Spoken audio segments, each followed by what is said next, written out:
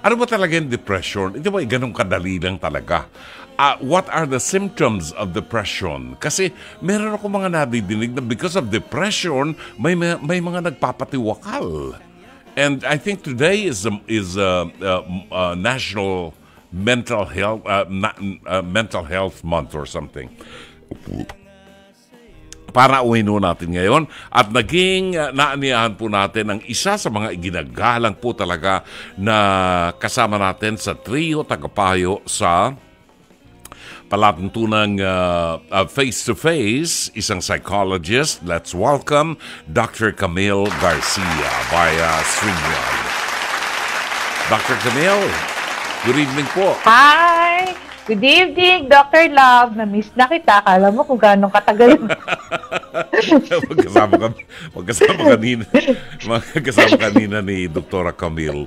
Sabi ko kanya, Doktora, ikaw ay iistorbohin namin doon sa mga sandaling yan ng oras ng pamahinga mo.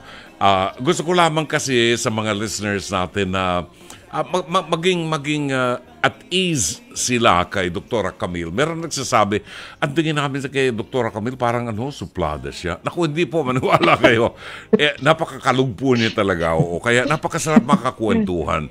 Dr. Camille, pasensya ka na, inistorbo namin ang pahinga mo, ha? Ay, hindi pa. Okay lang. May energy pa. Hindi pa ako Okay. Energy doon sa turon na aming merienda kanina. Bigay ni Attorney Lorna. Kinukwento ko, Doktora, yung isang bata na nakita ko doon I just overheard this child sa tabing karsada na kakwentuhan niya yung kanyang kasing edad na kaibigan na siya raw ay nadidepress dahil palagi siyang pinapagalitan ng nanay niya pag nasa bahay siya. Parang ordinaryo na lamang yung depression para sa akin. I consider depression as something serious. Pero kung pakikinggan mo yung mga kabataan, parang ganun lang, nadidepress ang mga bata. What is depression, Doktora? Okay, actually, yun na nga it's a misused term.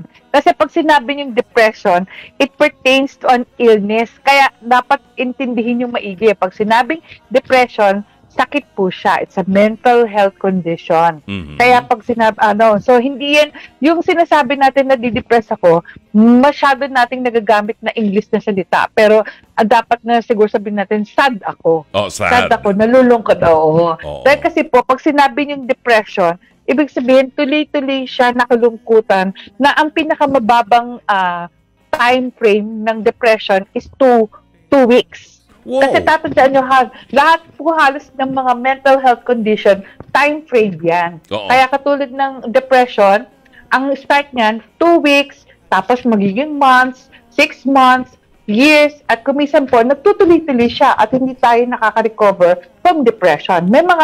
Maraming klase po kasing depression Kaya pag habang tumatagal siya, paiba yung nagiging mas lalong lumalala condition. Oo. Ibig sabihin, pero definitely, Opo. Ibig sabihin, Doktora, ganun kahaba tumatagal ang depression? Opo.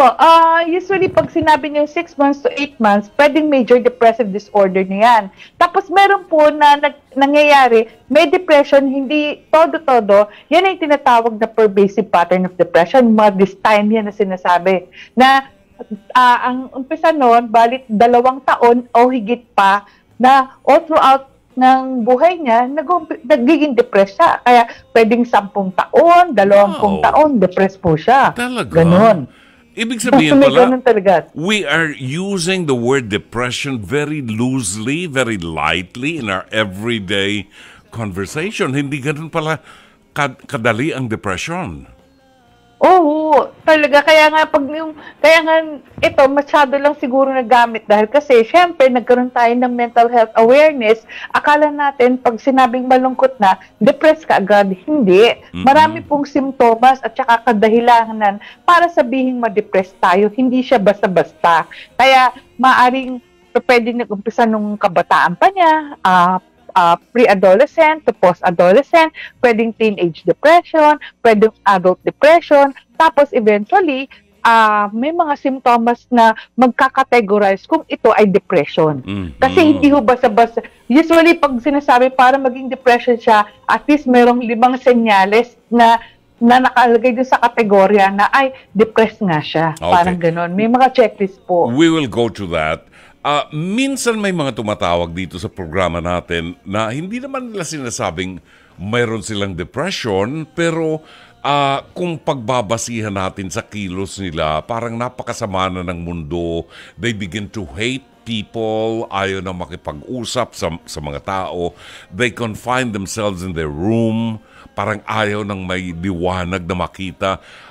Tell us, Doktora, ano ang mga initial signs ng depression at bakit nagkakaroon ng depression ng isang tao? Okay, unang-una, may mga pagkakataon po na hindi talaga malungkot ang isang taong depressed.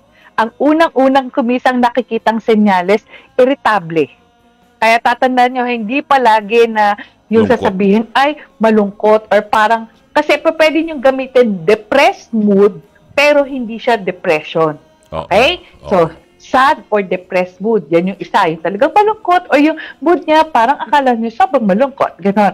Merong feelings ito. Merong feelings na wala siyang kwenta. So, feelings of worthlessness or hopelessness. Wala na siyang pag-asa. Yun yung pakiramdam. Next, pwede rin po, yung sinabi niyo kanina, ayaw na niya makipag-usap sa mga kaibigan or even sa mga members ng family, basta nagkukulong sa loob ng kwarto. Yan, pwedeng mangyari yan.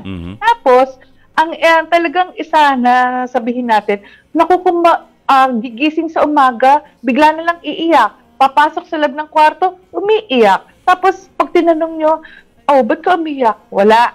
Ganon. Palaging ganon lang sinasabi niya. Pero nakita niyo, tulo ng tulo yung luha. At kung minsan may mga tao po talaga na 2 or hanggang 5 araw, tuloy-tuloy na umiiyak yan. Pahinto, siguro kaya lang hihinto ng pag-iyak dahil kasi napagod, nakatulog. Pero pag gising na umaga, na naman, iyak na naman. Alam nila, Doktora, na umiiyak sila ng walang dahilan.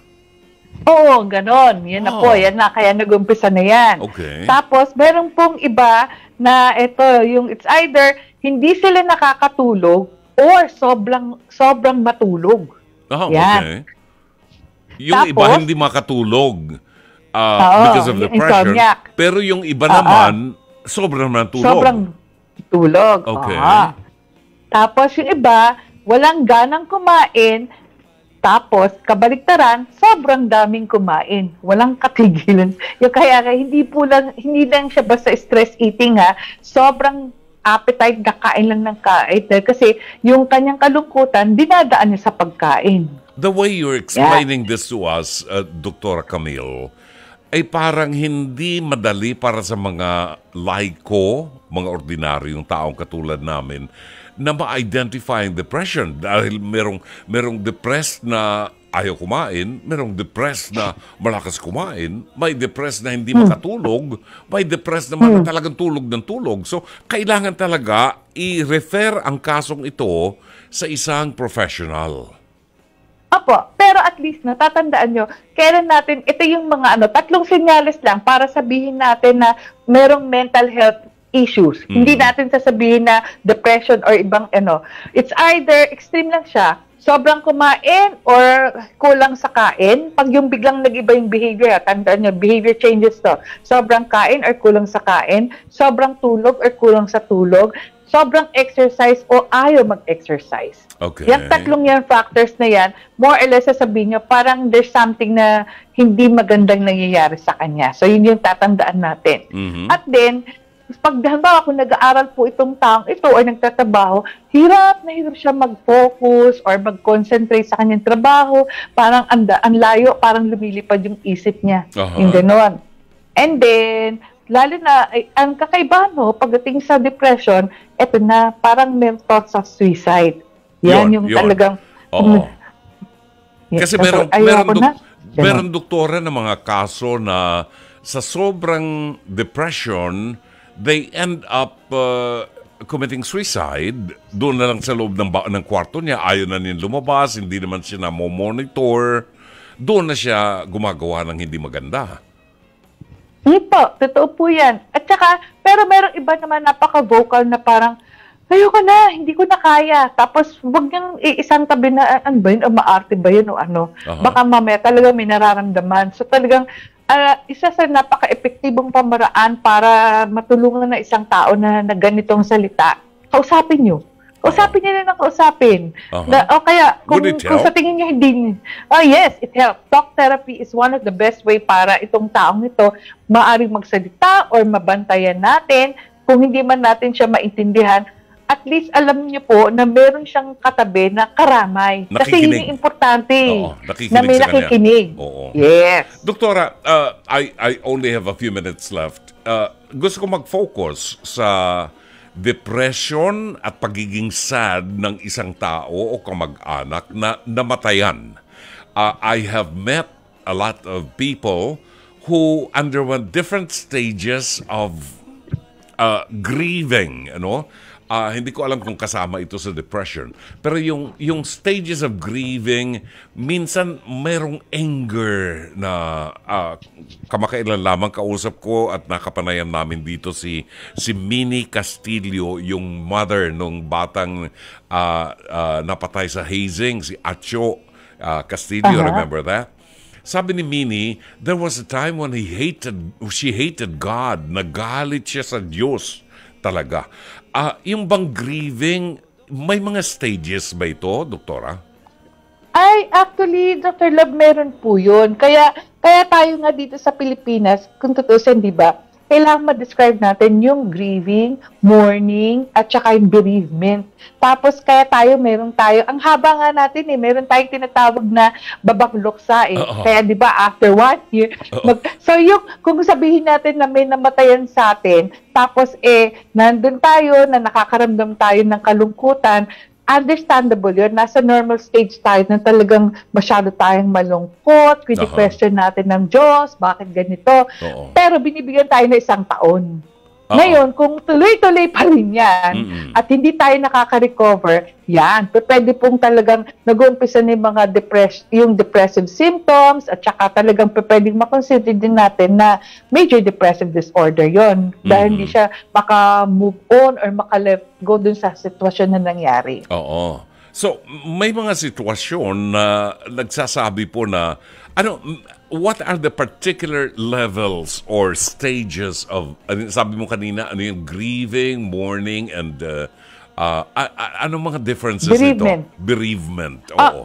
Okay, kasi di ba po merong sinasabing gano'n na ay nag-grieve siya. So, ibig sabihin, nagdadalamhati siya. Iba po kasi, mas maganda pag sa Tagalog kasi di ba parang iba yung nagdadalamhati sa nagluluksa. Tama. Yung parang gano'n. So, para maintindihan natin, kasi di ba, yung iba talaga nagdadalamhati ako dahil sobra yung pangyayari na naganap na namatayan ako. Nagluluksa ako dahil kasi ganito yung parang ako talagang gusto kong maramdaman na hindi ko kaya itong pangyayaring ito. And bereavement, nangungulila ako dahil nawalan ako. Yan. Nang mahal sa kaya, buhay. Kasi kumisan hindi natin naiintindihan itong mga terms na to. Akala natin pare-parehas. Tama.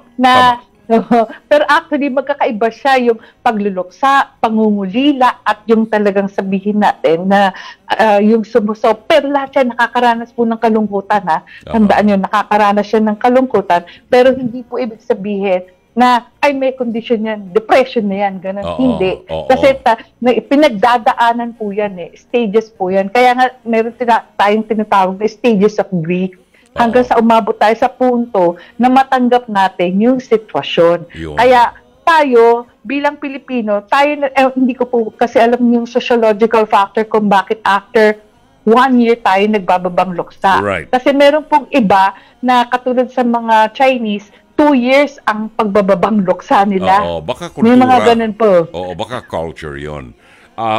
Kultura po. Doktora, para lamang doon sa mga nakikinig sa atin ngayon, a few words of advice para doon sa mga tao na ang mga anak nila, asawa, kaibigan ay nagpapakita ng signs of depression, yung parang ayaw nang makipag-usap sa ibang tao, nagtutulog na lang sa loob ng kwarto and things like this. Nabanggit mo kanina na mahalaga na ang mga mahal nila sa buhay or people who are close to them ay magbukas ng linya ng komunikasyon para mag-open up yung tao.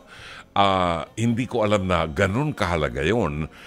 Mag-iwan tayo ng ilang palaala for those people who are grieving or into that particular phase of depression. Baka may mga kamag-anak silang nagpapakita ng ganyang signs. Ano po ang maibigay niyong mensahe? Ay, favorite ko to, Dr. Love. Yung pag sinasabi, when we say I, it's illness. So, nagiging sakit siya. Pero kung may karamay ka, that I, you can change that I to we. And that we becomes wellness. Kasi, di ba? Dahil kasi meron ka ng karamay. So, importante po na may suporta po ng ibang tao ang isang, yung sabihin na natin, nag-undergo ng depression. Kasi kung minsan nakakagulat po after yung magkaroon po ng pagkakataon na yung may healing process, kung minsan hindi po kinakailangan ng mental health professional. Meron lang pong suporta, especially yung primary support group, pamilya. Kung wala man pamilya, kaibigan na talagang nag-empathize. Pag sinabi pong empathize, hindi po simpatya ha. Empathize means the ability of the person to understand what is happening to this particular person. And once na naintindihan niyo yun, nakakagulat po. Kasi biglang sasabihin niya, happy na ako, nakakaramdam na ako na meron palang nakakaintindi sa akin. Acknowledging and validating what is happening to this person makes a person well. Kaya po yung I nga, nagiging W and it becomes wellness. Oo. So, napakahalaga pala yung makinig ka lang doon sa sasabihin niya. Kahit hindi ka na mag-comment, makinig ka lang. Yung malaman niya na may nakikinig sa kanya. Isang bagay palang napakahalaga yun. Doktora, you have a clinic in Quezon City. Pwede po ba ninyong ibigay sa amin ng information about your clinic and your contact number sakaling may mga nakikinig po sa programa natin who are nangangailangan ng pagpapaliwanag ng isang psychologist? Okay. Meron po kaming FB page. Ito po yung The Clinic of the Holy Spirit. Wag po kayo matakot kung magme-message po kayo kasi wala pong may access doon kung hindi ako. Ako lang ho ang sumasagot doon. Kasi alam nyo, di ba Dr. Love, ang dami mga tao na baka malaman, ganyan. Hindi po. Kasi talaga po, isa po na napaka-importante po sa amin yung tinatawag na confidentiality, code of confidentiality. Kundi po, baka yung pong buong clinic ay mawalan ng lisensya. Dahil po, pinagsasabi namin na, uy, alam mo si ganito, may diferensya sa pag-iisip. Hindi pwede yun. Talagang bawal po talaga yun. So, kami po ay nandito sa number 4, Los Angeles Street, Cubao, Quezon City. At ang napi pong number, ang aming cell number is 097777-15631. Okay, 0977-771-5631. Apa. Ayun. Maraming salamat, Doktora. At sana pagka meron pa kaming ibang mga katanungan po, pwede ka naming ma-istorbo uli sa pamamahinga mo. Ay, oo, Dr. Love. Actually, siguro ito palang, depression palang pinag-usapan natin. Iba pa rin pag sinabi natin, pag-usapan stages of grief. Ang dami po kasi proseso rin yan. Oo nga. Opo. Well, I'm looking forward. Sana pag ako'y nabakasyon, dahil ako'y mababakasyon, hinihiling ko nga dito sa producer ko na kung po pwede ikaw na muna ang pumalit sa akin dito kasi alam kong maaalagaan mo mga listeners ng programang Dr. Love. Ay, siguro, kaya lang, Dr. Love, ha? Puro mga tungkol sa mga psychological factors lang. Okay, siguro naman marami tayong matutulungan pagdating dyan sa bagay na yan. Dito tayo sa